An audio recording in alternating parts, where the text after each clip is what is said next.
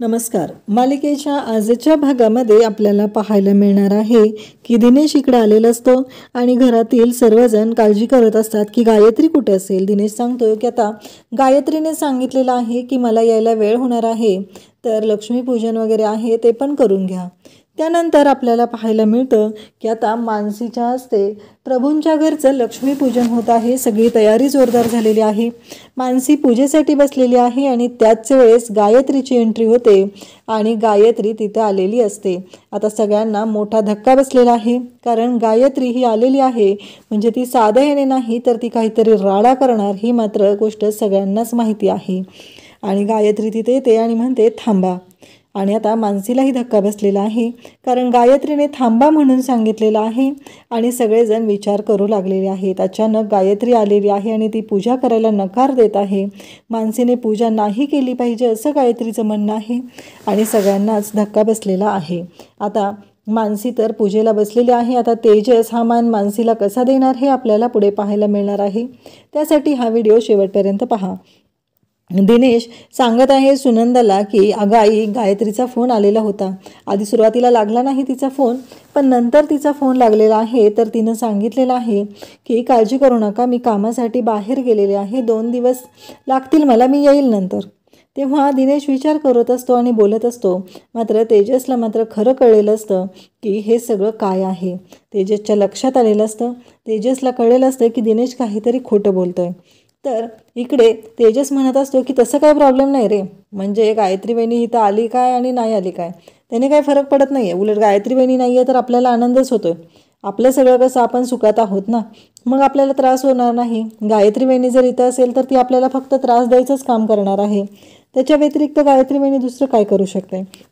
इकडे मानसीला मात्र गायत्रीच्या विरोधात असं तेजस काय काय बोलत असतो याचा राग येत असतो. मानसीचं म्हणणं असतं की असं नाही बोललं पाहिजे, कारण तो त्यांचा स्वभाव आहे, मग आपण त्यांच्याशी तसंच वागायचं का, असं मानसीचं स्पष्ट मत असतं. परंतु तेजस म्हणत असतो की गायत्री वहिनी जर तशीच असेल तर आपल्याला तिच्याशी तसंच वागलं पाहिजे, असं तेजसचं म्हणणं असतं. तर मानसी त्याचबरोबर घरातील सर्वजण तिथे आहेत आणि दिनेश मात्र सांगत आहे की आपल्याला आता काळजी करायची काही गरज नाही. गायत्रीने स्वतः सांगितलेलं आहे, मग आज लक्ष्मीपूजन आहे ते जमणार आहे का. तर तेजस सांगतो की तेजस आणि मानसीला दिनेश सांगतो की काही काळजी करायची गरज नाही आहे, लक्ष्मीपूजन पण आपणच करून घ्यायचं आहे, गायत्री काही नसणार आहे आणि या घरची सून आहे ना मानसी करेल लक्ष्मीपूजन, त्यामुळं काहीच प्रॉब्लेम होणार नाही, हे सगळं बोललं जात असतं. आणि इकडे तेजस हे सगळं ऐकत असतो. तेजसलाही धक्का बसलेला असतो. तेजसला माहिती असतं की नक्की काय होणार आहे आणि काय गोंधळ होणार आहे याची गॅरंटी मात्र तेजसला चांगलीच असते. इकडे आपल्याला पाहायला मिळतं की आभा त्याचबरोबर या सगळ्यांना प्रश्न पडलेला असतो की गायत्री कशी काय अशी बोलू शकते, म्हणजे याआधी कधीच गायत्री अशा पद्धतीनं बोललेली नाही, मग आजच कसं काय बोलू शकते गायत्री वहिनी असं. तेजस मात्र शांतपणे पाहत असतो. तेजसला माहिती असतं की दादा हे सगळं खोटं बोलत आहे, वहिनीनं असं काही सांगितलेलं नाही, कारण ती असं सांगणं शक्यच नाही याची खात्री तेजसला असते आणि तेजस पाहतच राहतो. त्यानंतर दिनेश म्हणतो अरे मी खरंच बोलतोय. तेव्हा इकडे सुनंदा म्हणते ठीक आहे. मग दिनेश म्हणतो माझी उंची जास्त आहे ना, चला काही कामं असतील तर सांगा, साफसफाई करायची आहे, काही तोरण लावायचे आहेत का, ते काम मी करून घेतो, असं दिनेश बोलत असतो. परंतु तेजस म्हणतो की सगळी कामं झालेली आहेत, कोणतंही काम बाकी राहिलेलं नाही, असं तेजसने स्पष्टपणे सांगितलेलं असतं. आणि तेजस म्हणतो की दिनेश दादा मला खरं सांग ना, म्हणजे खरंच फोन आलता का गायत्री वहिनीचा. दिनेश म्हणतो मी कशाला खोटं बोलू, खरंच आलेला होता तिचा फोन, म्हणून तर मी सांगत आहे ना, नाहीतर मी कशाला खोटं बोललो असतो, माहिती आहे ना गायत्री कशी आहे ते, हे दिनेश बोलत असतो. आणि तेव्हा मात्र तेजस म्हणतो तेच तर मी बोलत आहे ना. इकडे आपल्याला पाहायला मिळतं संपदाने मानसीच्या मामांना कॉल केलेला आहे आणि त्यांना ती सांगत आहे की अरे दादा मला तुझ्याशी बोलायचं होतं. तेव्हा मामा म्हणतो की काय झालं संपदा, बोल ना. तेव्हा संपदा सांगते अरे मानसीच्या सासूबाईंचा फोन आलेला होता आणि त्यांनी सांगितलेलं आहे की दिवाळीचं आमंत्रण दिलं आहे, मला कळतच नाही आहे की काय करायचं. तेव्हा मामा म्हणतो अगं म्हणजे आपल्या मानसीची गाडी रुळावर येते म्हणायचं. तेव्हा तेजसरावांना आता घरात घेतलेलं आहे त्यांनी, हेही ती मामाला सांगत असते. तेव्हा ती म्हणतो की हे कसं शक्य झालं आहे, म्हणजे त्या गायत्रीने हे कसं शक्य केलं. तेव्हा संपदा सांगू लागते की अरे तेजस साहेबांना नोकरी लागली ना, आणि मग त्यामुळे ते घरात गेलेले आहेत. आता त्यांना कोणीही त्या घरातून बाहेर काढू शकत नाही. हे सगळं बोलणं चालू असतं. आणि त्याचबरोबर इकडे संपदाच्या डोळ्यात पाणी आलेलं असतं. अरे, मला कधी वाटलंच नव्हतं की मानसीचं सगळं सुखरूप होईल. जेव्हा मी घराच्या बाहेर पडले तेव्हा मी मानसीला सांगितलं नाही. मी डायरेक्टली प्रभुनिवासमधून बाहेर पडले आणि इकडे बाहेर आम्ही राहू लागलो. तेवढ्यातच पाठीमागं मानसीची मामी आलेली असते आणि ती मामाला म्हणत असते की काय झालं, कोणाचा फोन होता? मामा सांगतो, अगं माझ्या बहिणीचा फोन होता, आता तिच्याशी पण मी बोलायचं नाही आहे का? तेव्हा मात्र इकडे मामी म्हणत असते की नाही, बोलायचं किंवा नाही बोलायचं हा तुमचा प्रश्न आहे, पण त्या काय म्हणत होत्या?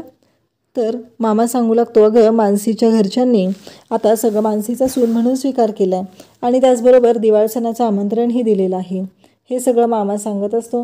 तेव्हा ती म्हणते, चालेल आपण पण जाऊया. तिच्या डोक्यात एकच सुरू असतं, मानसीचा संसार सुरळीत चाललाय की काय, म्हणून ती म्हणत असते की आपणही जायचं आहे. त्यानंतर आपल्याला पाहायला मिळतं की इकडे गायत्री तिच्या बाबांना भेटायला आलेली असते. तिथे ते जेलमधले जे पोलीस आहेत ते सांगतात की तुमच्याकडे फक्त 10च मिनिट आहेत, 10 मिनिटातच तुम्हाला भेटावं लागणार आहे, 10 मिनिटात उरकायचं आहे.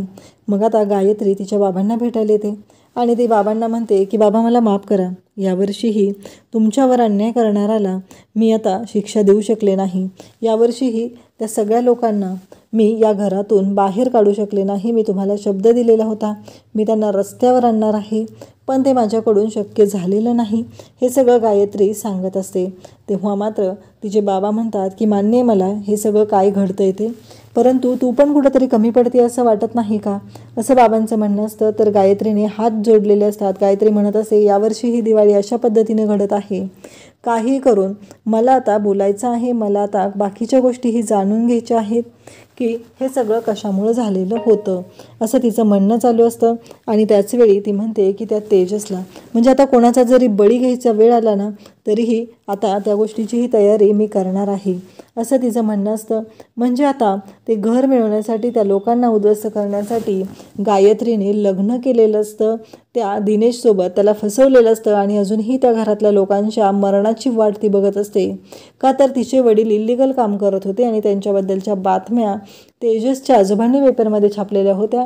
या गोष्टीचा राग त्यांना आहे आणि त्यांचं असं म्हणणं आहे की आमच्यावर अन्याय झालेला आहे, असं गायत्रीचं आणि तिच्या बाबांचं म्हणणं आहे. त्यानंतर आपल्याला पाहायला मिळतं की इकडे मानसी आणि बंटी दोघंजण किल्ला बनवत असतात. तेव्हा सुनंदा पण बाहेर आलेली असते आणि मग ह्यांचं दोघांचं छान असं किल्ला बनवण्याचं काम सुरू असतं आणि तेजस पण लांबून त्यांना दोघांना पाहत असतो. तेजसला पण छान वाटत असतं, मानसी एवढं छान बंटीला सांभाळून घेत आहे, त्याच्याशी बोलत आहेत, त्याची समजूत घालत आहेत, त्याला आनंदात ठेवत आहेत. सुनंदा पण हे पाहते आणि तेजसला म्हणते की ही मुलगी आपलं घर सावरणार आहे. तेव्हा तेजस म्हणतो, पण आई हे चुकीचं आहे, कारण आपल्याला असं वाटतंय की त्यांनी आपलं घर सावरलं पाहिजे, पण एक गोष्ट तुझ्या लक्षात येते का, कारण त्यांच्या आयुष्याचं काय होणार आहे, त्या जर इथे आपलं घर सांभाळत राहिल्या तर, आपलं घर सावरत राहिल्या तर त्यांच्या करिअरचं काय होणार आहे, हे सगळं बोललं जात असतं. आणि इकडे बंटी आणि मानसी मात्र किल्ला बनवण्यात बिझी झालेले असतात आणि ते दोघंजण मनापासून किल्ला बनवत असतात. मग इकडे बंटी विचारू लागतो, मला ना कळत नाही आहे की हा किल्ला म्हणजे कशासाठी बनवतो, मग कसा बनवला गेला आहे. तेव्हा मानसी म्हणते, चालेल मी सांगते. त्याचबरोबर तो सांगू लागतो की शौर्याचं सिम्बॉल म्हणजे किल्ला ना. मानसी म्हणते, अगदी बरोबर. तेव्हा तो म्हणत असतो की मला आजीने एक गोष्टही सांगितलेली होती प्रभू श्रीरामचंद्रांची.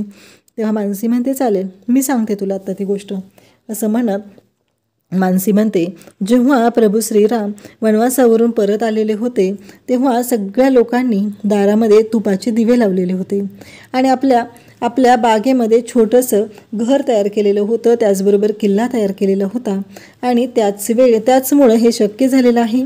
त्याचमुळं आता आपण सगळेजण दिवाळीत किल्ले बनवतो, हे सगळं मानसी सांगत असते.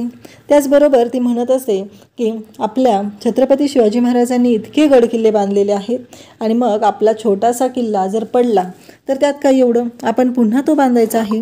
हे सगळं बोललं जात असतं. मानसीला खूप छान वाटत असतं.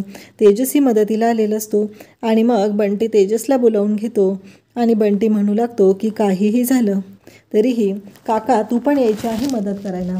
तेजस आणि मानसी दोघंजणही आता किल्ला बनवत आहेत आणि किल्ला बनवता बनवता दोघंही एकमेकांच्या जवळ येत आहेत. त्यांना दोघांनाही खूप छान वाटत आहे.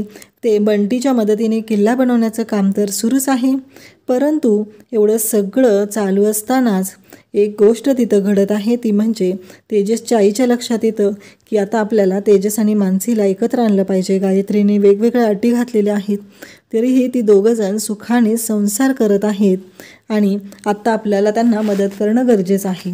तर तेजसच्या नाकाला तिथे चिखल लागलेला असतो आणि मानसी त्याच्याकडे बघून हसत असते. तेजस म्हणत असतो, काय झालं हसायला? तेव्हा मानसी म्हणत असते की नाही, काही नाही झालेलं. आणि तेव्हा तेजस म्हणत असतो की काय झालं? मग मानसी सांगते की नाकाला लागलेलं आहे. तेजस पुसण्याचा प्रयत्न करत असतो. मानसी त्याच्या बाजूला असते आणि त्याचबरोबर तेजसला सांगत असते की कशा पद्धतीनं पुसलं पाहिजे, त्याला गाईड करत असते. आणि त्याचबरोबर आपल्याला पाहायला मिळतं की इकडे सुनंदा येते आणि पाहते तर आबा हॉलमध्ये स्वतःचं अंथरूण टाकत असते. सुनंदा म्हणते, तुला कळत नाही आहे का गं? इतर वेळी तर लई गोष्टी कळत असतात तुला, आज तुझ्या लक्षात येत नाही आहे दिसतं, असं ती बोलत असते. तेव्हा आबा म्हणते, काय झालं? तेव्हा ती म्हणते की आजपासून तुझा दादा आज झोपणार आहे ना, मग त्यांना आता त्यांची रूम नाही आहे, ते बाहेर झोपणार आहेत, चल आपण त्यांच्यासाठी अंथरूण घालूया, गाद्या घेऊन ये, असं म्हणत तिने गाद्या आणायला सांगते. आणि मग गाद्या आणल्यानंतर आता गाद्या अंथरल्या जातात, त्याच्यावर बेडशीट टाकलं जातं, 2 उशा ठेवल्या जातात आणि 2 पांघरुणं तिथे आबाने आणलेले असते. तेव्हा इकडे सुनंदा म्हणते, एकच पांघरुण. तेव्हा तिला आबा म्हणते की एकच का दादाला? तेव्हा सुनंदा म्हणते की नाही, दोघंजण एकच पांघरुण वापरतील. अगं त्यांना प्रायव्हसी नको का मिळायला? पण अगं पडदा नाही आहे ना, इथं पडदा लावला पाहिजे आपल्याला, हे बोलणं चालू असतं. आणि तेव्हा लगेचच तिथे आबा म्हणते की आता काय करायचं मग? तेव्हा सुनंदा म्हणते की थांब, मी सांगते तुला काय करायचं आहे ते, असं म्हणत आता त्या दोघीजणी तिथे जुन्या साड्यांचे पडदे तयार करतात आणि ते पडदे लावून तिथे मदत करत असतात गायत्री आणि तेजसला एकत्र आणण्यासाठी. हे त्यांच्या दोघींचं सुरू असतं. आणि इकडे बंटी त्याचबरोबर तेजस आणि मानसीचा किल्लाही बनवून झालेला असतो आणि ते दोघंही पाहत असतात. बंटी म्हणत असतो, खरंच छान किल्ला बनलेला आहे. आणि मग तेजस घोषणाबाजी करू लागतो, छत्रपती शिवाजी महाराज की जय, असं म्हणत मानसी आणि बंटीही ओरडत असतात. छान असा किल्ला तयार झालेला असतो आणि तेजस म्हणत असतो की आता आपला किल्ला तयार झालेला आहे, आता चला चला. तेव्हा बंटी म्हणत असतो की आई आली ना की आता आम्हाला दोघांनाही शाबासकी देणार आहे. तेजस म्हणतो, तुझी आई शाबासकी? तेव्हा मानसी त्याच्याकडे डोळे मोठे करून पाहते आणि मग तेजस म्हणतो की चालेल, घ्या तुम्हाला दोघांना घ्या शाबासकी, मला काही शाबासकी नको आहे, असं तो बोलत असतो. मानसीही तेजसकडे पाहत असते. मग बंटी त्याचबरोबर मानसी सर्वजण आता घरात आलेले असतात आणि हे सगळं त्यांचं चालू असतं छान पद्धतीनं. आता सगळ्या गोष्टी सुरू असतात आणि अगदी व्यवस्थित असं त्यांचं हे जे घरातलं दिवाळीचं काम असतं ते छान असं सुरू झालेलं असतं आणि खऱ्या अर्थाने आता दिवाळी सुरू झालेली असते. तेजस मानसीला म्हणतो, पण हे कसं शक्य झालं? तुम्हाला कसं काय जमलं? म्हणजे तुम्ही कसं काय हे करू शकलात? हे बोललं जात असतं. आणि त्याच वेळी आपल्याला पाहायला मिळतं की इकडे तेजस म्हणतो की कसं काय शक्य झालं? आणि तिथे बंटी विचारतो की काका, ही काकी आणलीच कुठून रे? हे जेव्हा बंटी विचारत असतो तेव्हा मात्र तेजस त्याला म्हणतो की म्हणजे? आणि मग बंटी म्हणतो, तू इकडे ना, तू खरंच छान आहे, बेस्ट आहे आणि मी पण बेस्ट आहे, मी पण जगातला बेस्ट आहे, असं बोललं जात असतं. आणि मग तो मानसीला जवळ बोलवतो आणि मानसीच्या गालाची पप्पी घेतो. त्यानंतर आपल्याला पाहायला मिळतं की आता मानसी उद्याच्या भागामध्ये लक्ष्मीपूजन करत आहे आणि दिनेशने सांगितलेलं असतं की गायत्री काही येणार नाही, त्यामुळं आपल्यालाच हे सगळं करायचं आहे. आणि मग लक्ष्मीपूजनाची छान अशी तयारी झालेली आहे आणि गायत्री ही तेवढ्यात तिथं एंटर होते, कारण पूजा करायला इकडे सुरुवात झालेली असते. मानसी पूजेला बसलेली असते आणि इथे पूजेची छान तयारी झालेली असतानाच तिथे गायत्रीची एंट्री होते. आणि गायत्री मात्र आता तिथे येते आणि म्हणते, मानसी थांब, तुला कोणी सांगितलं पूजा करायला? हे सगळं बोलणं तिचं चालू असतं. आणि तेव्हा मात्र सगळ्यांना धक्का बसलेला आहे, कारण दिनेशने तर सर्वांना सांगितलेलं होतं की आपण ही पूजा करायची आहे आणि मानसीने लक्ष्मीपूजन करावं, असं गायत्रीचं म्हणणं आहे. हे दिनेशनं सांगितलेलं असतं. आणि आता दिनेशलाच टेन्शन आलेलं असतं, कारण अचानक मानसीच्या पूजेच्या वेळेसच तिथे आलेली असते, ती म्हणजे गायत्री. आता गायत्री काय कांगावा करणार हे आपल्याला पुढे पाहायला मिळणार आहे. अशाच अपडेटसाठी चॅनलला सबस्क्राईब करा. थँक्यू.